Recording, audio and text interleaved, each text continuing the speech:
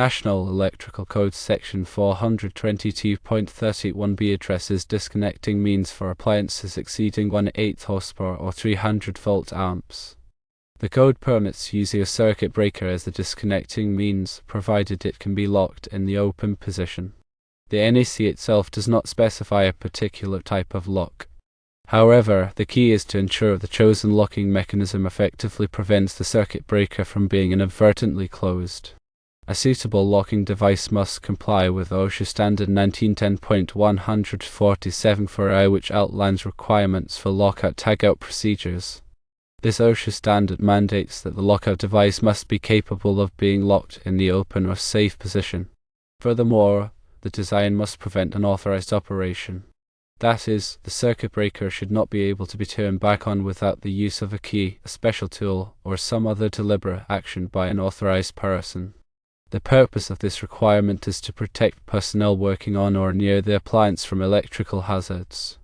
When performing maintenance, repairs, or any other work where contact with energized parts is possible, a properly implemented lockout procedure is crucial.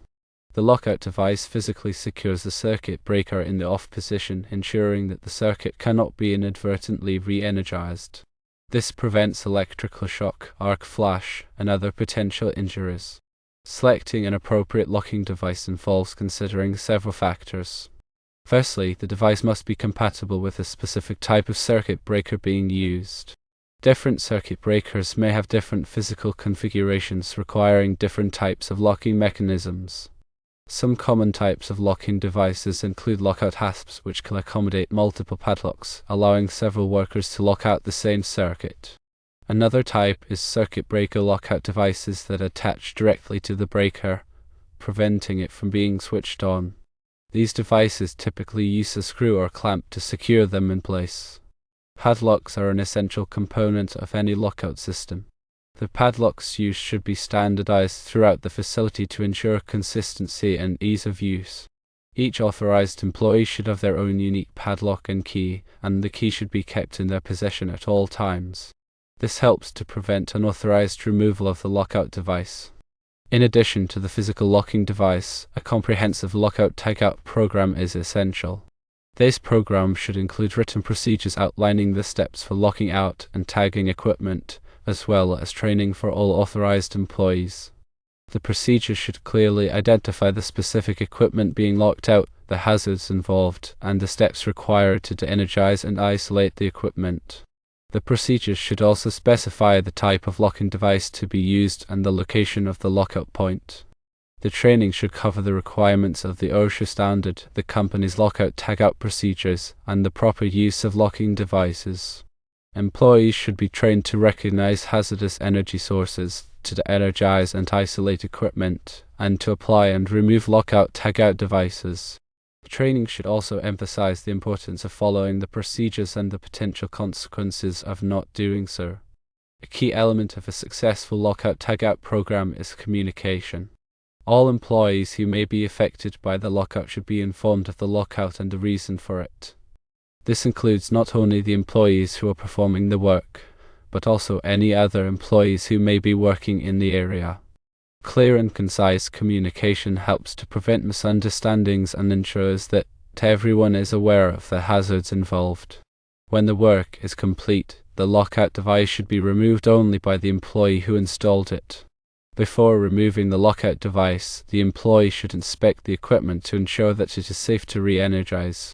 This includes verifying that all tools and equipment have been removed, that all guards are in place, and that there are no other hazards present.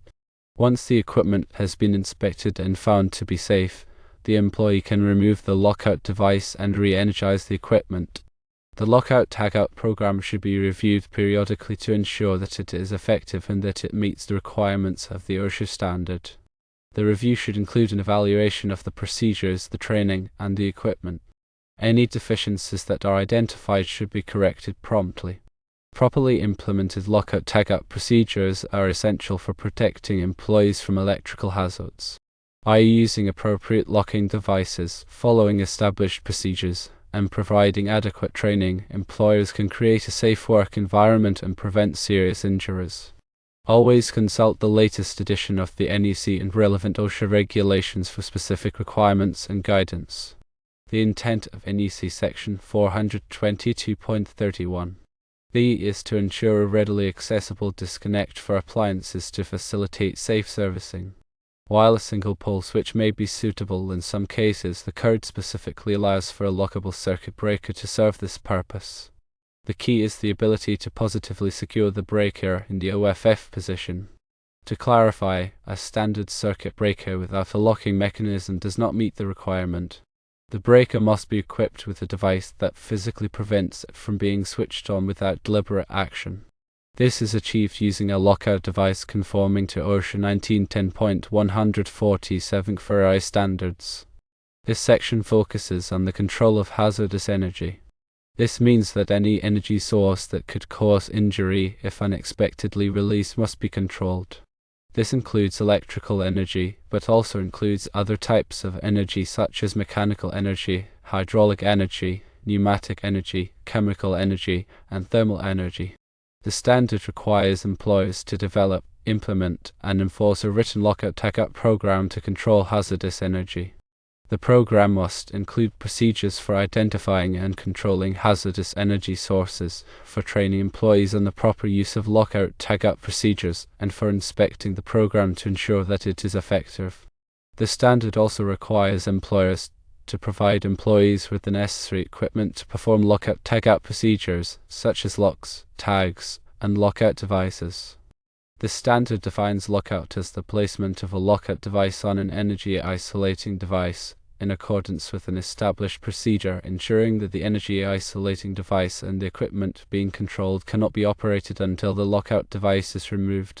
A lockout device is a device that physically prevents an energy-isolating device from being operated. Examples of lockout devices include locks, tags, and lockout devices that attach to energy-isolating devices. The standard defines tagout as the placement of a tagout device on an energy-isolating device in accordance with an established procedure to warn employees that the energy-isolating device and the equipment being controlled should not be operated. A tagout device is a warning device that is attached to an energy-isolating device to warn employees that the energy-isolating device and the equipment being controlled should not be operated. Examples of tagout devices include tags, signs, and barricades. The standard requires employers to use lockout devices whenever possible. Tagout devices may only be used when lockout is not possible. When tagout devices are used, the employer must provide additional training to employees to ensure that they understand the limitations of tagout devices and the importance of following tagout procedures. The standard requires employers to train employees in the proper use of lockout-tagout procedures. The training must cover the requirements of the standard, the employer's lockout-tagout program, and the proper use of lockout-tagout devices. Employees must also be trained to recognize hazardous energy sources, to de-energize and isolate equipment, and to apply and remove lockout-tagout devices. The standard requires employers to inspect their lockout-tagout programs at least annually to ensure that they are effective. The inspection must be conducted by a qualified person who is not involved in the day-to-day operation of the lockout-tagout program. The inspection must include a review of the procedures, the training, and the equipment. Any deficiencies that are identified must be corrected promptly. The standard includes specific requirements for lockout-tagout procedures. The procedures must include the following steps. Firstly, preparation for shutdown. Secondly, shutdown of equipment. Thirdly, isolation of equipment. Fourthly, lockout or tagout of equipment. Fifthly, dissipation of stored energy. Sixthly, verification of isolation.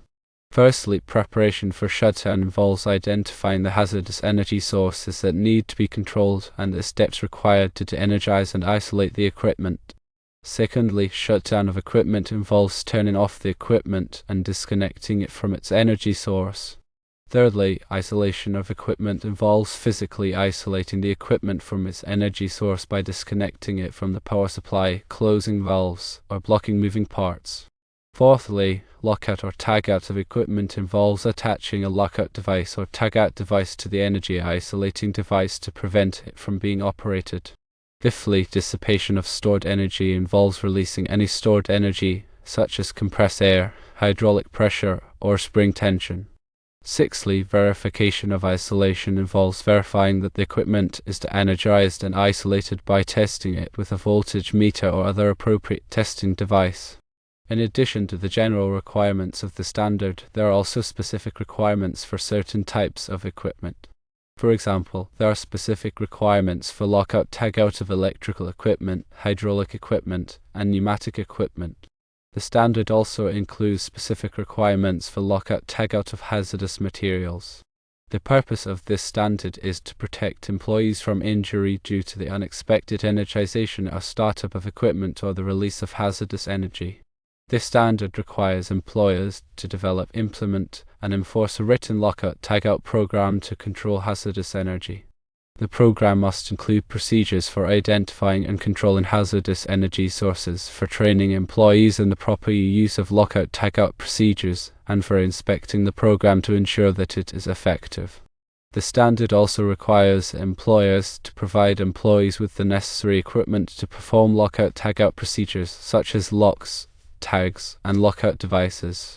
Consider a situation where a technician needs to perform maintenance on an appliance connected to a circuit breaker. Without a proper lockout mechanism, someone could inadvertently switch the breaker back on, exposing the technician to live voltage. By using a locking device that meets OSHA standards, the technician can be confident that the circuit will remain energized throughout the maintenance process. To reiterate, while the NEC doesn't specify the exact type of lock, it mandates the ability to lock the circuit breaker in the open position. An OSHA-compliant lockout device fulfills this requirement and ensures electrical safety during appliance maintenance. Always refer to the latest editions of the NEC and OSHA regulations for complete and up-to-date information.